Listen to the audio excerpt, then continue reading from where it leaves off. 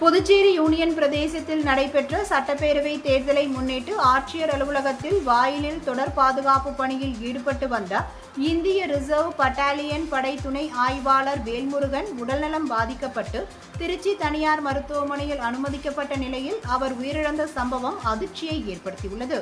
இது தொடர்பாக செய்தியாளர்களிடம் பேசிய எஸ்எஸ்பி லட்சுமி சௌஜன்யா, காவலர் வேல்முருகன் மரணம் குறித்தும் அவர் பேசிய ஆடியோ குறித்தும் தீவிர விசாரணை மேற்கொண்டு உரிய நடவடிக்கை எடுக்கப்படும் எனவும், மன அழுத்தம் போக்க யோகா பயிற்சி, விளையாட்டுப் போட்டிகள் போன்றவற்றை நடத்தவும் நடவடிக்கை மேற்கொள்ளப்படும் என தெரிவித்தார். அவங்க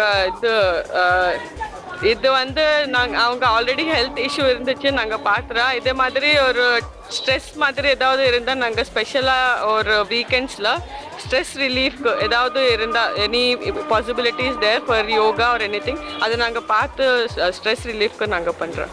கூடுதல் பணி செய்கிறேன்னு சொல்லி அடுத்தடுத்த ஆடியோ அவரோட ஆடியோ வெளியாகிட்டு இருக்கு.